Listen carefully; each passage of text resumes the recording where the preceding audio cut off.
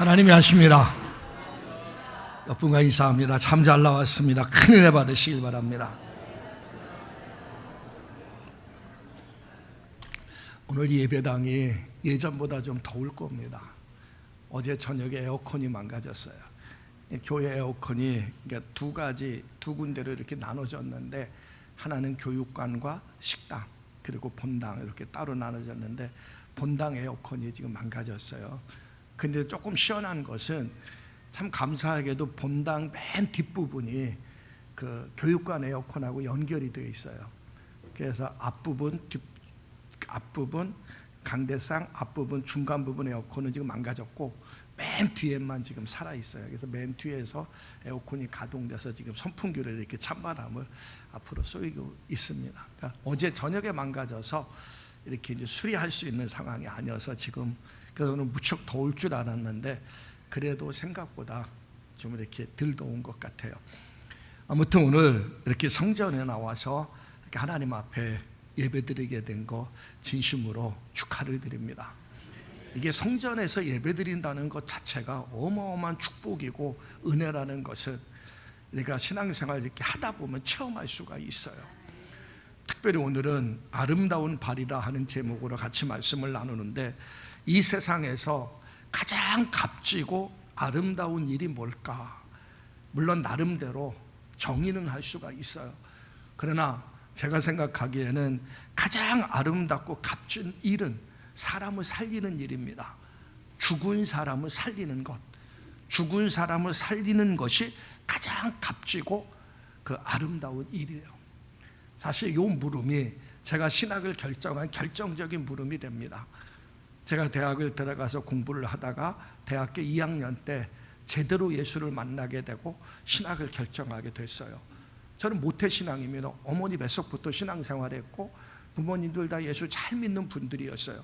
그런데도 저는 믿는 것 같았지만 믿음이 없었어요. 잘 믿는 것 같았지만 그렇지 않았던 것 같아요. 그래서 대학교 올라오면서 신앙적인 방황을 하면서 대학교 2학년 때 예수를 제대로 믿게 됩니다. 예수를 믿으면서 그때 제가 물음을 던진 게 한 가지 있어요. 하나님, 어떻게 사는 것이 가장 가치 있고 의미 있는 삶입니까? 이 물음을 던지면서 한참 기도했는데 그때 깨달음이 오는 것이 뭐냐면 사람을 살리는 것이다. 사람을 살리는 것이 가장 값지고 귀한 것이다. 이 물음이 오는 거예요. 그러면 사람을 살리는 것이 뭘까? 그러면서 고민을 하다 보니까 우리가 보면은 의사들이 있지 않습니까? 병든 환자, 죽어가는 환자들을 의사는 살리는 거예요. 그럼 다시 의과대학에 들어갈 것인가 고민을 한 겁니다. 그러다가 생각한 것이 뭐냐? 의사는 병든 사람 살릴 수가 있어요. 죽어가는 사람 살릴 수 있지만은 그 사람은 또 죽습니다.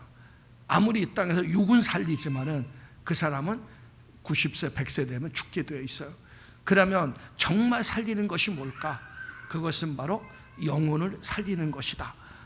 그래서 죽어가는 영혼, 멸망길에 빠진 영혼을 살리는 것이 가장 값지고 귀한 일이다.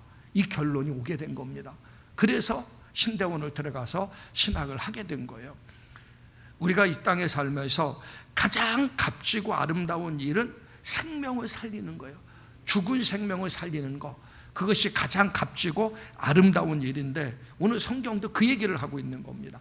오늘 본문 15절 말씀에 보면 그 말씀이 나옵니다. 15절에 보면 아름답도다 좋은 소식을 전하는 자들의 발이요. 아름답도다 좋은 소식을 전하는 자들의 발이요. 그러니까 하나님의 복음을 전하는 사람들의 발걸음이 가장 아름답고 복음을 전하는 사람들의 삶이 가장 아름다운 삶이라, 이렇게 성경은 이야기하고 있는 겁니다.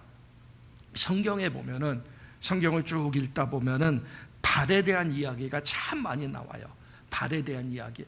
우리가 잘 아는 시편 1절에 보면 복 있는 사람을 이야기하면서 복 있는 사람은 악한 길에 들어서지 않고 죄악된 길로 가지 않는 그 사람이 바로 복 있는 사람이다. 이게 뭡니까? 악한 길을 걸어가지 않고 죄악된 길로 걸어가지 않는 그 발걸음이 복 있는 발걸음이란 얘기입니다. 그런데 시편 119편 101절에 보면 좀 더 정확하게 이야기합니다. 저 말씀을 같이 한번 읽습니다. 시작. 내가 주의 말씀을 지키려고 발을 금하여 모든 악한 길로 가지 아니하였으니, 이 말씀이요. 발을 금하여 악한 길로 가지 않는 발걸음이 복된 발이라는 얘기입니다.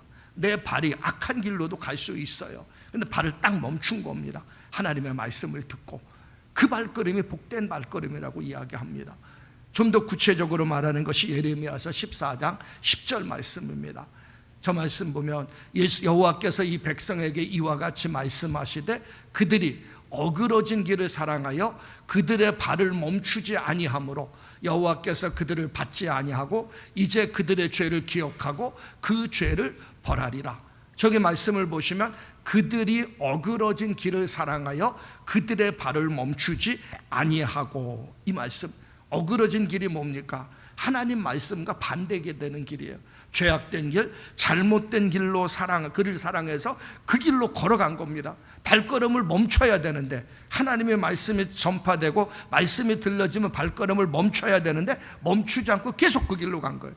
그럴 때 하나님께서는 당신의 백성들을 반드시 벌하겠다, 이렇게 이야기하고 있습니다.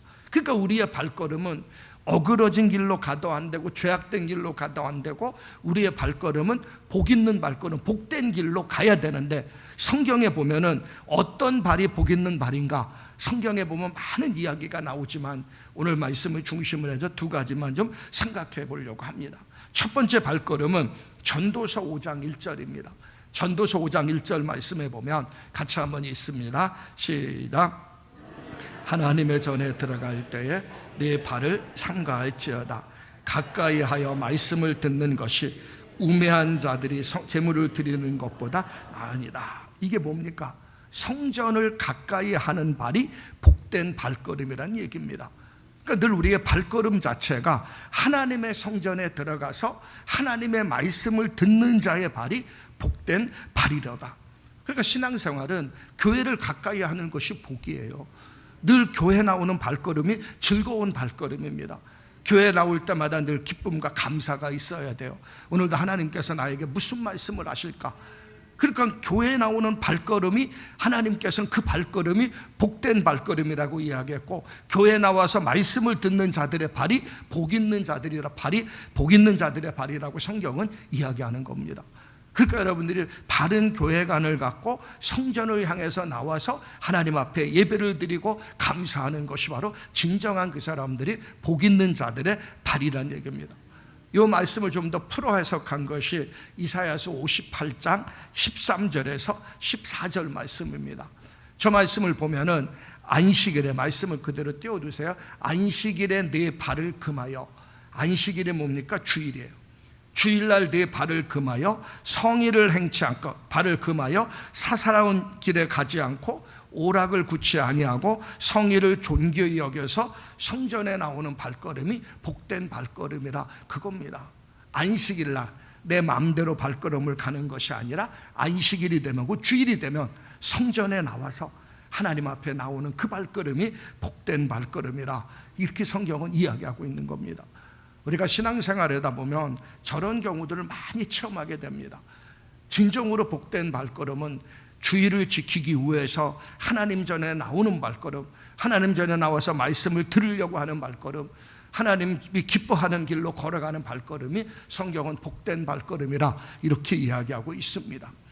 그러나 우리가 꼭 알아야 될 것이 한 가지가 있어요. 신앙생활은 내 힘과 열심으로 하는 것이 아닙니다. 왜냐하면 대적마귀는 운울사자와 같이 두루다니며 삼킬 자를 찾고 있다고 분명히 성경은 경고하고 있습니다. 마귀는 우리의 발걸음을 잡아요. 우리의 발목을 딱 잡고 우리의 발걸음이 교회로 향하는 발걸음을 잡고 세속으로 향하게, 세상으로 나가게 한다는 얘기입니다. 이상하게 예배 시간만 되면 손님이 오게 해서 교회를 못 나가게 합니다. 바쁜 일, 피치 못할 일이 생겨서 또 교회를 못 나가도록 만들어 간다는 얘기입니다. 우리가 지난번에 행복 모임을 했고 해피데이를 했어요. 행복 모임 때 우리는 많은 성도들, 베스트들과 관계를 맺고 기도했습니다. 관계를 맺고 기도했던 사람이 주일날이 되어서 해피데이가 됐어요. 약속을 했으면 이번 해피데이 때 꼭 가겠다고. 근데 토요일날 전화가 왔습니다.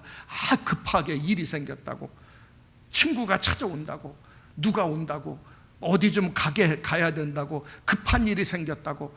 이유는 다양합니다.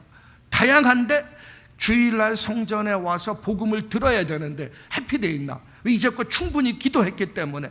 그런데 이상하게 이 얘기 저 얘기 하면서 나하고 나오겠다고 약속한 사람들이 안 나오는 거예요. 왜 그러냐는 것이죠. 이게 바로 발걸음을 잡고 있는 세력이 있다는 얘기입니다. 근데 이걸 뿌리치고 나와야 되는데 아직 믿음이 그 단계가 안 되기 때문에 뿌리칠 줄 모르니까 일이 생기면 안 나오는 거예요. 그러니까 마귀는 우리 속의 역사에서 어떻게든지 일을 만들게 해서 하나님의 성전을 향하는 발걸음들을 막는다는 얘기입니다. 우리는 그 사실을 분명히 알고, 성전에 나오는 발걸음, 하나님의 교회에 나와서 예배드리는 발걸음이 가장 복된 발걸음이다. 무슨 일이 있어도, 어떠한 상황과 환경 속에서도 이 발걸음만은 내가 빼앗기지 않고, 이 발걸음을 멈추지 않고 하나님의 전에 나가서 예배를 드리겠다는 이 각오와 자세로 움직이면 마귀는 공격을 못합니다. 왜? 우리는 하나님의 자녀니까. 그런데 우리 주님은 바로 그 얘기를 하고 있는 거예요. 성전에 나오는 발걸음이 복된 발걸음이다. 이런 은혜들을 꼭 체험하시기를 주의 이름으로 축원합니다. 그래서 이런 은혜가 있으면요, 주일이 즐거워요. 주일이 기대가 됩니다. 아이들을 키우다 보면 아이들 중에 그런 아이들이 종종 있어요. 아이들이 보면 어떤 애들은 수요일부터 교회 갈 생각이 기뻐요. 그 주일날 아침 되면 일찍 일어납니다. 그리고 다 준비하고 교회 가려고 해요. 근데 어떤 아이들은 주일날 돼도 안 일어나요. 피곤하고 조금 더 자고 싶다 그러다가 늦고, 이런 경우 있지 않습니까? 엄청난 차이가 납니다. 왜 그러냐면 처음부터 그 아이들의 발걸음 자체가 즐거운 발걸음을 만들어주지 못한 결과입니다. 우리는 교회 오는 발걸음이 즐거운 발걸음들이 되시기를 주의 이름으로 축원합니다. 미국 서부 개척 시대에 있었던 일입니다. 지금의 캘리포니아 지역이죠. 이 캘리포니아 지역의 넓은 땅을 차지하기 위해서 동부에서 많은 사람들이 그곳에 갑니다. 먼저 가서, 주인이 없으니까 먼저 가서 땅을 차지하고 황금을 차지하려고 수많은 사람들이 말과 수레를 타고 그 먼 길을 동부에서 서부로 이주하게 됩니다. 그 먼 길 먼저 가기 위해서 주일날이 됐는데도 주일도 없이 쉼없이 달려가요. 근데 그 중에서 청교도들, 신앙의 자유를 찾아서 미국으로 왔던 청교도들 많은, 주일이 되면은 그날은 쉽니다. 쉬고 하나님 앞에 예배를 드립니다. 예배를 드리고 그리고 또 출발을 해요. 그런데 주일도 없이 쉼 없이 갔던 사람들, 또 그들이 타고 갔던 말들, 그들이 타고 갔던 수레들은, 사람들은 병들기도 하고 말도 지쳐서 병나고 수레는 망가지고, 그러나 주일을 지키면서 갔던 청교도들은 그들보다 더 빨리 간 거예요. 더 빨리 가고 더 많은 땅을 차지할 수 있었다는 얘기입니다. 이건 엄청나게 우리에게 교훈을 줍니다. 주일이면 반드시 교회를 향하여 나오는 발걸음, 예배자의 발걸음이 복된 발이에요. 저와 여러분들 이런 발걸음들 되시기를 주의 이름으로 축원합니다. 자, 두 번째 발걸음은 오늘 본문에 나온 발걸음이에요. 가장 아름다운 발은 복음을 전하는, 복음의 기쁜 소식을 전하는 발걸음이에요. 이게 바로 가장 아름다운 발걸음입니다. 복음을 전하기 위해서 움직이는 발걸음이에요. 마가복음 16장 15절에 보면 너희는 온 천하에 다니며 만민에게 복음을 전파하라 말씀하고 있어요. 온 천하에 다니며 복음을 전하라고 말씀하고 있습니다. 예전에 우리 교회에서 전교인 수련회를 전라남도 증도에 그 문중경 기념관에서 한 적이 있어요. 몇 년 전, 오래된 얘기죠. 그리고 그쪽 지역에 또 비전 트립이라고 해서 순교지 투어로 해서 그쪽 지역을 간 적이 있습니다. 거기 가면 문중경 전도사님이 나와요. 이분은 이제 6.25 때 공산당에 의해서 순교당한 전도사님인데, 이분이 그 지역, 신안 지역에 1,004개의 섬이 있는데 신안 지역을 다니면서 엄청나게 많은 전도를 하고 수없이 많은 열매들이 맺어졌어요.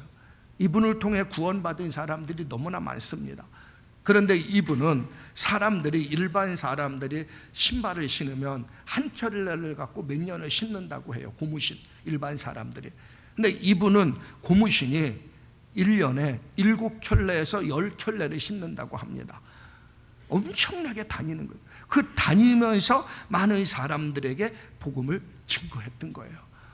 이분을 통해서 구원받은 사람들이 우리 한국 교계를 이끌어가는 하다못해 김준곤 목사님, CCC 대표인 김준곤 목사님, 중앙성결교회 원로 목사님, 세상 떠나셨지만은 우리 교단 총회장이었던 이만식 목사님, 정태기 박사님, 다 이분을 통해서 구원받은 사람이에요. 그렇게 다니면서 하나님의 복음을 증거한 그 아름다운 발걸음, 그 바로 은준경 전도사님이란 얘기입니다. 우리가 천하보다 귀한 생명의 복음을 값없이 하나님의 은혜로 우리는 받아서 구원받아 하나님의 자녀가 되었던 거예요. 우리는 영원히 멸망받을 수밖에 없는 죄인이었지만 예수님의 십자가의 죽으심으로 우리는 구원받고 하나님의 자녀가 되었습니다. 값없이 구원해 주신 것이죠. 그 하나님께서 우리를 구원해 주시고 우리에게 각자에게 주신 사명이 뭐냐면 그 구원받은 은혜에 감사하며 하나님을 모르는 사람들에게 복음의 기쁜 소식을 전하라는 얘기입니다. 내 주변에는 아직도 예수를 몰라서 멸망당하는 사람들이 많아요. 가만 놔두면 자연적으로 지옥 갈 사람들이 너무나 많다는 얘기입니다. 성경 잠언서 24장 11절 12절 말씀을 한번 보세요. 저 말씀을 한번 보시면 사망으로 끌려가는 자를 건져주며 살육을 당하게 된 자를 구원하지 아니하려고 하지 말라. 사망을 당하게 될 자, 살육을 당하게 될 자, 사망으로 끌려갈 자가 누구냐? 예수 안 믿는 사람이에요. 예수 안 믿으면 그들은 지옥 심판받아서 지옥 갈 수 있는 사람입니다. 말씀 계속 띄워주세요. 근데 거기 뭐라고 이야기했습니까? 네가 말하기를 나는 그것을 알지 못하였노라 할지라도 나는 그들을 모른다, 나는 알지 못한다, 이렇게 할지라도 마음을 저울질하시는 이가 어찌 통찰하지 못하시겠으며 내 영혼을 지키시는 이가 어찌 알지 못하겠느냐. 이 말이 뭡니까? 하나님은 내 마음의 중심을 보셔요.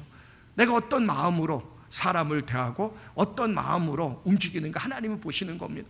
그래서 내 마음을 중심을 보신 하나님, 내 마음을 통찰하신 하나님, 그 하나님 앞에 내가 하나님 나 그들 알지 못합니다, 나는 바빠서 못했습니다, 나는 말주변이 없어서 못했습니다 하는 거 하나님은 다 아신다는 얘기예요.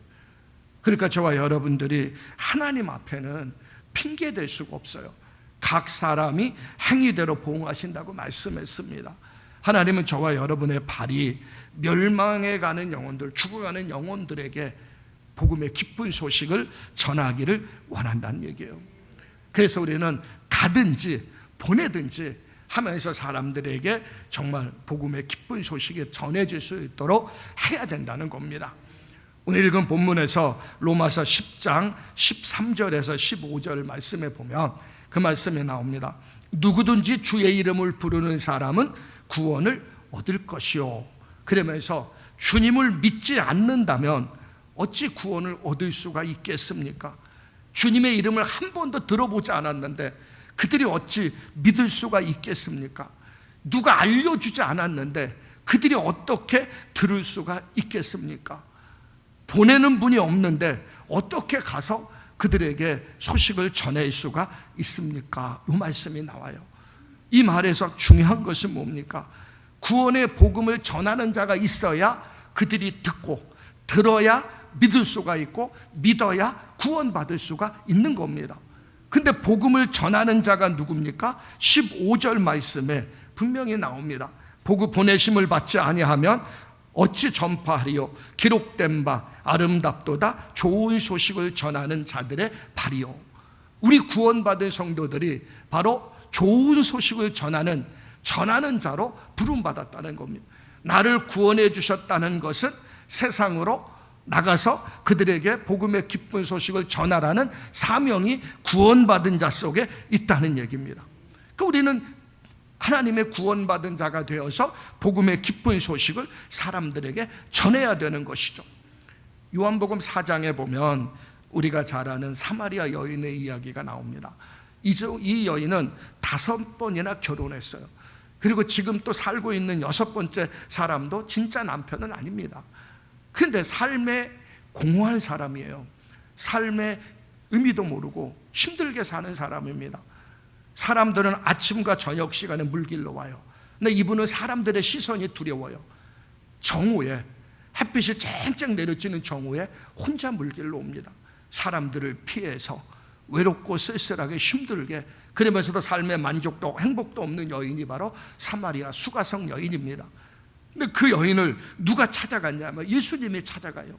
유대인은 사마리안 지역에 들어가지 않는데 예수님이 그 여인이 있다는 걸 아시고 의도적으로 그 사마리아 성에 들어가서 그 수가성에서 이 여인을 만납니다. 이 여인은 예수님과 만나 대화하는 과정 속에서 예수님이 바로 메시아, 우리의 구원자이심을 깨닫게 돼요. 오늘날로 말하면 예수를 믿게 된 것이죠. 그리고 나서 이 여인이 취한 첫 번째 행동이 뭐냐? 사도의 요한복음 4장 28절 29절 말씀에 보면 가장 먼저 한 행동이 나와요. 같이 있습니다. 시작.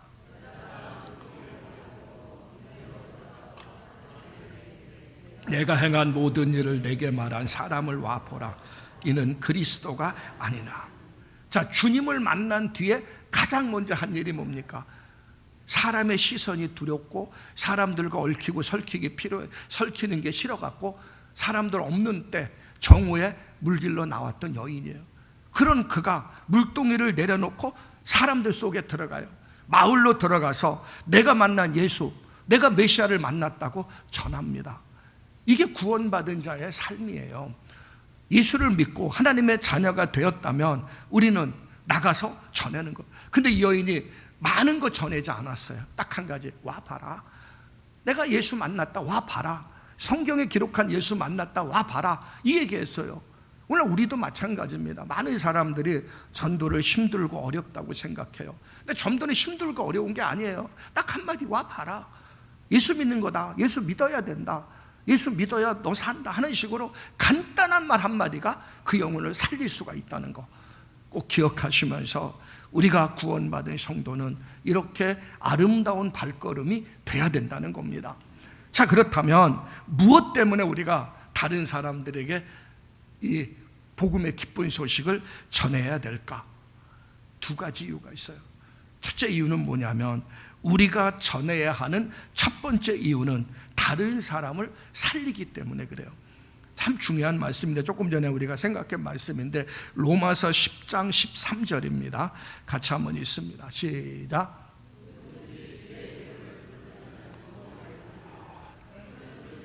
믿지 아니하는 일을 어찌 부르리요? 듣지도 못한 일을 어찌 믿으리요? 전파하는 자가 없이 어찌 드리리요? 요겁니다. 아까 말씀드렸죠. 믿어야 구원을 받아요. 그런데 듣지도 못했는데 어찌 믿을 수가 있어요? 들어야 믿을 수 있는 거 아닙니까? 그런데 들어야 믿는데 전하는 자가 없는데 어찌 들을 수가 있습니까? 전하는 자가 있어야만이 듣게 되고 들어야 믿음이 생기고 믿어야 구원을 받게 되는 겁니다. 그러니까 우리가 복음을 전하지 않으면 생명의 역사가 일어날 수가 없는 거예요. 전해야 듣고 들어야 믿고 믿어야 구원받는 겁니다. 우리가 전도할 때 생명의 구원의 역사가 일어나는 거예요. 그래서 이 말씀을 고린도전서 1장 21절에 분명히 하나님은 저렇게 말씀합니다. 같이 읽습니다. 시작. 하나님의 지혜에 있어서는 이 세상이 자기 지혜로 하나님을 알지 못하므로 하나님이 전도에 미련한 것으로 믿는 자들을 구원하시기를 기뻐했다. 아주 중요한 얘기죠. 하나님이 전도에 미련한 것으로 믿는 자들을 구원하시기를 기뻐했다.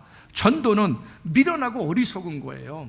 왜 이게 미련하고 어리석은 거냐면 전혀 예수를 모르는 사람에게 당신 죄인이고 예수님이 내 죄를 위해 죽으셨고 예수 믿어야 구원받습니다 하면은 그 사람이 뭐라고 반응하겠어요? 그런데 나는 단순히 전했지만 미련한 것 같고 어리석은 것 같지만 내가 그렇게 전하니까 그 사람이 나 그 예수 믿겠다고 하면서 주님 앞으로 돌아와서 예수를 믿겠다고 결단을 하는 거예요. 제가 대학교 캠퍼스에 다니면서 이제 복음을 전할 때 정말 이런 경우들을 너무나 많이 봤어요. 처음에 전도할 때는 이제 전도 훈련과 교육을 받지 않았기 때문에 사람을 딱 보고 미리 판단합니다. 내가 그 사람하고 말해서 내가 좀 이렇게 꿀리지 않을 것 같은 사람 중심으로 전도를 해요.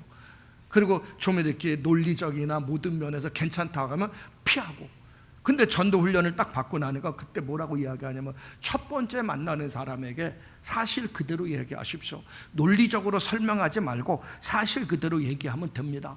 그래서 사형리를 갖고 전도를 하면서 그냥 캠퍼스에서 사실 그대로 읽어줬어요. 근데 놀라운 역사가 일어납니다. 그 전에 내가 내 힘으로 전도할 때는 전혀 열매가 없어요. 그냥 전도에다 싸움도 일어나고 갈등도 생기고. 그런데 그냥 사형리 읽어주고 이 예수를 믿길 원합니까? 딱 한마디 하면 믿길 원한다고. 바로 예수님 영접하고. 그러니까 이런 경우들이 생겨요. 그때 깜짝 놀란 게 뭐냐, 전도는 내 말과 내 지혜로 하는 것이 아니고 내가 하나님 말씀에 순종하며 움직이며 성령께서 이 내 말한 그 미련한 그 말을 통해서 그 영혼을 구원하신다는 것을 깨닫게 되었던 겁니다. 그러니까 전도는 어려운 게 아니에요. 그냥 와 봐라, 예수 믿어라, 이런 것이란 얘기입니다. 교회만이 줄 수 있는 것이 예수 그리스도의 복음이에요. 복음을 들어야 내가 살 수 있다는 겁니다. 아프리카 동부 지역의 선교사였던 빈센트 도노반이라는 사람이 있어요. 이분이 지은 책이 뭐냐면 기독교의 재발견이라는 책입니다. 그 책에 무슨 내용이 나오냐면 19년 동안 이 선교사님이 아프리카 마사이족과 함께한 시간에 대해서 적어놓은 내용이에요. 거기 보면 무슨 내용이 나오냐면, 도노반 선교사가 동부 아프리카 도착했을 때 그곳엔 이미 선교사들이 파송되어 있었고 선교 본부가 있었어요. 그 선교사들이 학교도 세우고 병원도 세웠어요.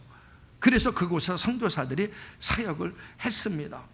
그런데 가만히 보니까는 예수 믿는 사람이 없어요. 교회가 없고요.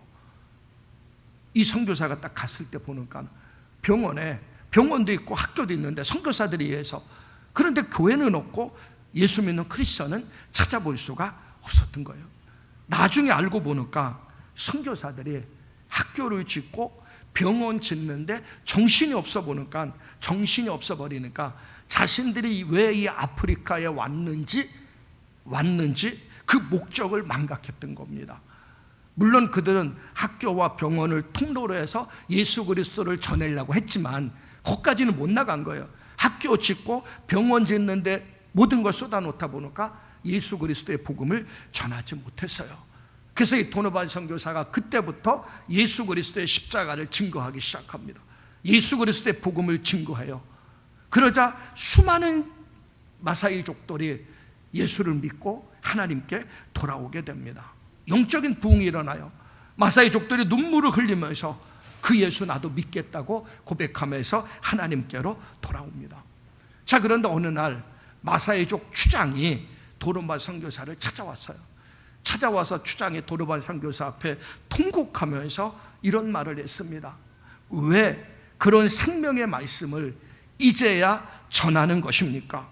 진작 증거했다면 우리 부모님이 구원을 받았을 것이고, 진작 증거했다면 우리 할아버지 할머니가 구원을 받았을 텐데 왜 지금 이제 그 복음을 우리에게 전하는 겁니까?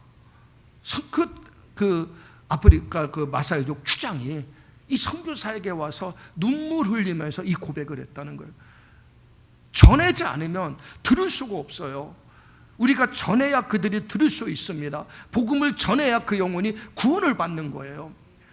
제가 목사 되기 전에 이제 십자군 전도대로서 전란 거제도 중림마을에 파송이 됐었어요. 중림마을은 입구가 차 딱 한 대 들어갈 만한 입구인데 그 포구 안에는 한 100가구 정도가 살아요.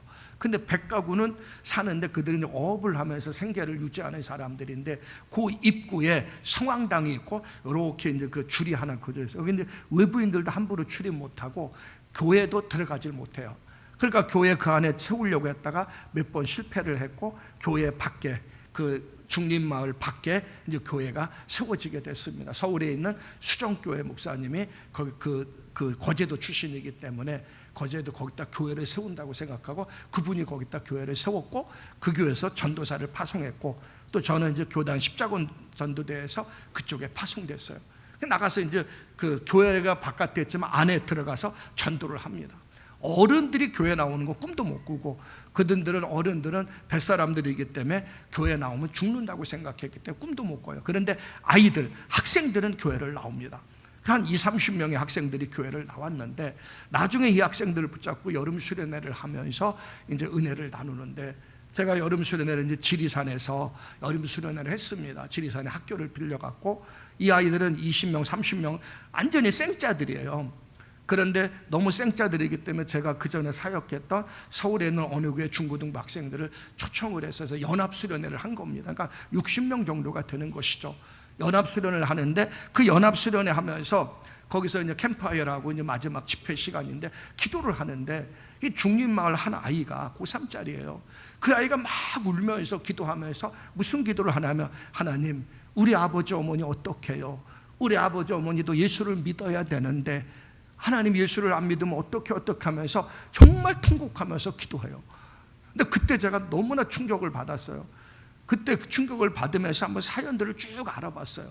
그 알아봤는데 그 중림마을에서 한 2km 정도 떨어진 곳에 교회가 하나 있어요. 이 교회가 한 100년 된 교회입니다. 고신축 교회인데 100년 된 교회고 아이들이 그 교회 옆에서 이제 학교가 있는데 거기 학교를 다녔어요. 그런데 그 아이들에게 물어봤어요. 너희들은 예수 믿기 전에 예수님이 누군지 알았느냐? 몰랐대요. 그러니까 전혀 예수를 듣지도 못했어요. 몰랐어요. 전하는 자가 있어야 듣는데 그 교회는 100년이 넘은 교회인데 전도를 안 한 거예요. 그러니까 듣지를 않았고, 듣지를 않으니까 믿지를 못했고, 믿지 않으니까 구원받지 못한 겁니다. 그게 그 마을의 현상이었어요. 그러니까 전해야만이 들을 수 있다는 거예요. 누가 전하느냐? 용역회사가 전하는 게 아닙니다. 천군천사가 전하는 게 아니에요. 하나님은 구원받은 저와 여러분들에게 전해야 될 사명을 주신 겁니다. 그러니까 우리는 늘 모여서 어떻게 하면 영혼 구원할까? 어떻게 하면 복음을 전할까? 이 물음 갖고 우리는 신앙생활을 해야 됩니다. 기관에 모여서도 어떻게 하면 전도할까? 어떻게 하면 사람들에게 예수 그리스도의 복음을 전할까? 셀 목장에 모여서도 그런 물음을 던지면서 우리가 영혼 구원을 위해서 우리는 기쁨으로 복음을 전하는 그런 복된 발걸음 되시기를 주의 이름으로 축원합니다. 축복은 사명이에요. 나를 구원해 주신 건 사명입니다. 우리는 그 사명감으로 좋은 소식을 전하는 아름다운 발걸음들 되시기를 주의 이름으로 축원합니다.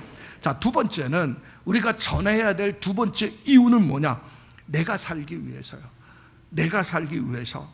많은 사람들은 복음 증거를 영혼 구원에 있다고 생각합니다. 물론 맞아요. 전해야만이 그들이 믿고 구원받죠.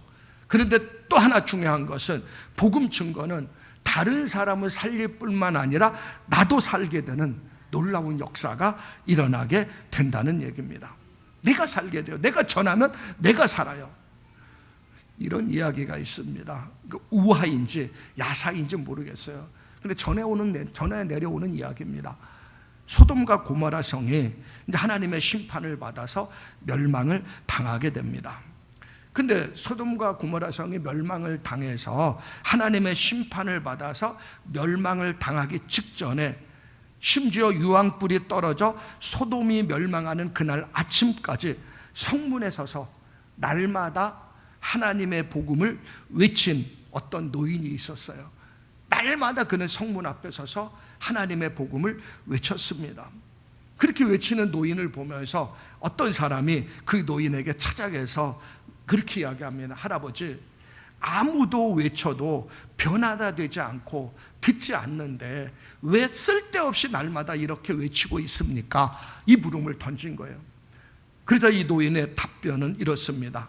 나는 그들이 나를 변화시키지 못하도록 나는 계속 외치고 있어.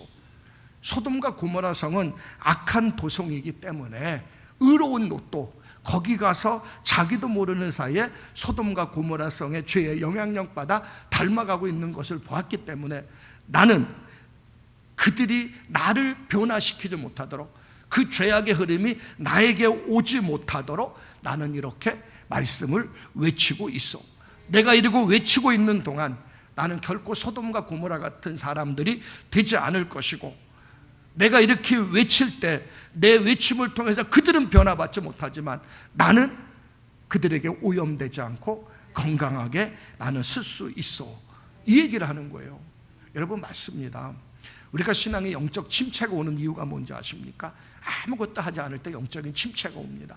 그런데 내 영적인 침체하지 않고 힘있게 하기 위해서 뭔가 해야 돼요. 열심히 일하고 열심히 하나님의 복음을 증거하고 열심히 하면 영적 침체에서 벗어나요. 근데 우리는 안 해요. 안 하고 영적 침체 오면서 신앙생활이 힘을 잃어갑니다.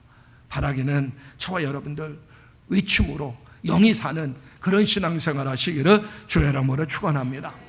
오늘 본문에서 17절에 보면 믿음은 들음에서 나며 들음은 그리스도의 말씀으로 이룬다고 분명히 말씀합니다. 내가 말씀을 전하면 그 말씀이 전해지지만 그 말씀이 내 귀에 들려요.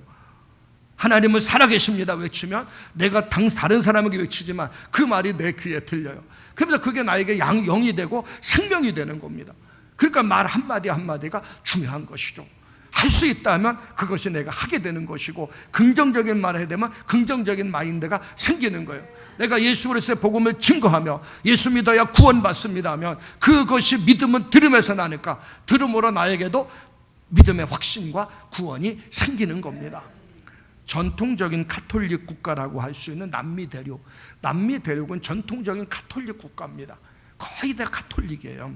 근데 거기에서 개신교가 놀랍게 부흥되고 있어요.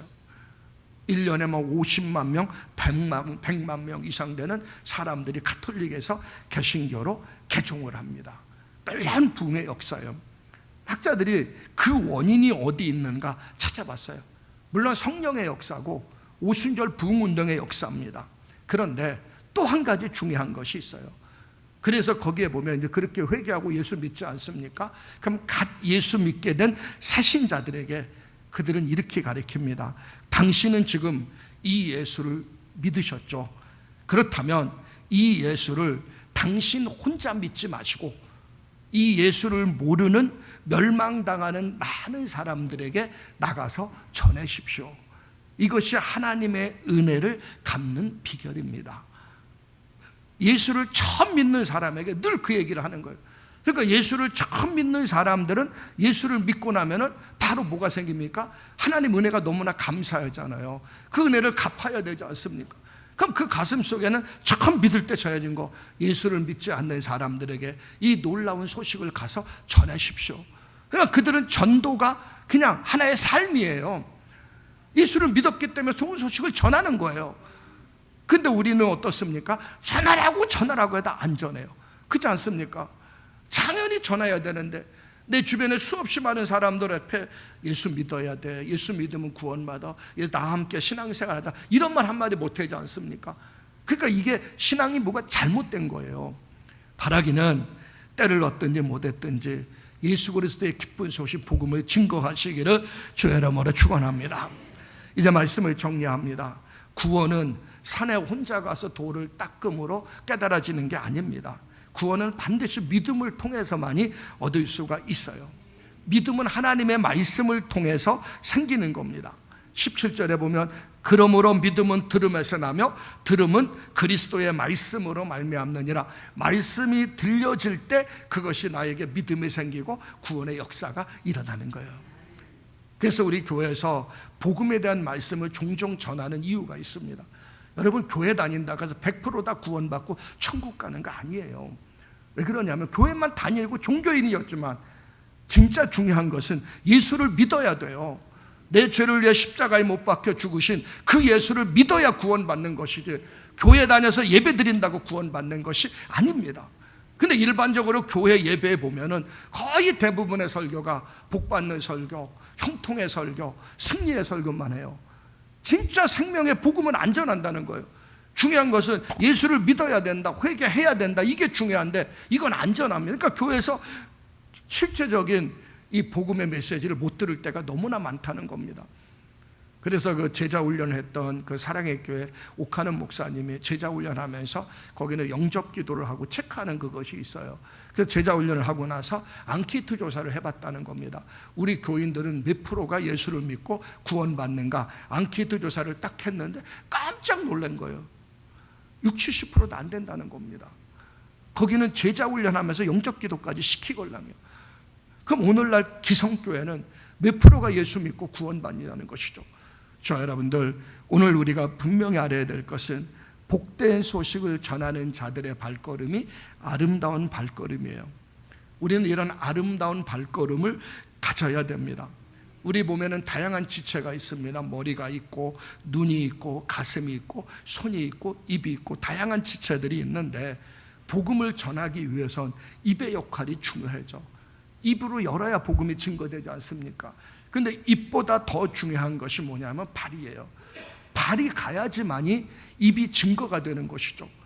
아니, 여기서 한 10리 떨어져 있는 사람에게 복음을 증거하기 위해서는 여기서 아무리 외쳐도 그 사람은 몰라요. 그 앞에 걸어가서 그 앞에서 외쳐야 예수를 믿을 수가 있는 겁니다. 우리가 교회 안에서 아무리 예수를 믿어야 구원받고 천국 가고 예수를 믿어야 복된 삶을 삽니다, 아무리 외쳐도 우리 교회 밖에 있는 사람들은 몰라요. 근데 그들이 아는 비결이 뭡니까? 교회 안에서 먼저 은혜를 체험하고 믿은 사람이 나가서, 그들에게 가서 발걸음으로 가서 예수를 믿어야 삽니다. 예수를 믿어야 구원 얻습니다. 이렇게 전해야 그들이 예수를 믿을 수가 있는 거예요. 그러므로 오늘 말씀 꼭 붙잡고, 하나님, 내가 정말 복된 발, 아름다운 발걸음이 되길 원합니다. 너희 성전을 가까이 하고 너희 사람들에게 아름다운 발걸음을 가서 복음을 전하면서 신앙생활할 수 있도록 은혜 주옵소서. 기도하시기를 주의 이름으로 축원합니다.